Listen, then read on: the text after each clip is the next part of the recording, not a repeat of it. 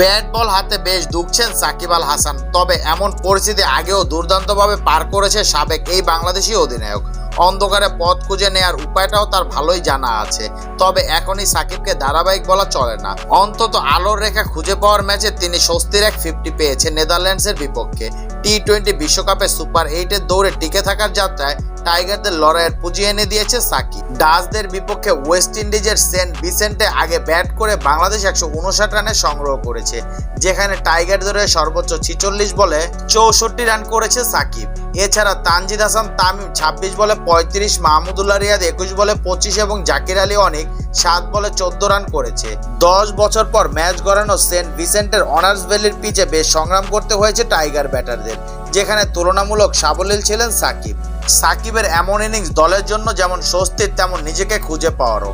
এর আগে আন্তর্জাতিক টি-20তে সবশেষ 50 পেয়েছিলেন 2022 বিশ্বকাপের আগে ক্রাইস্ট চার্চে।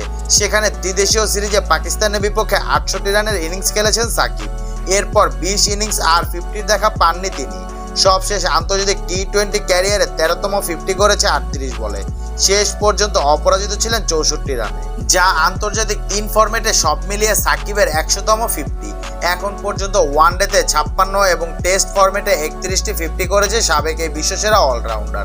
চলতি সপ্তাহে টি-20 অলরাউন্ডারদের র্যাঙ্কিংয়ে রাজত্ব হারিয়েছেন সাকিব। এবার যেন হারানো সিংহাসন ফিরে পাওয়ার পালা।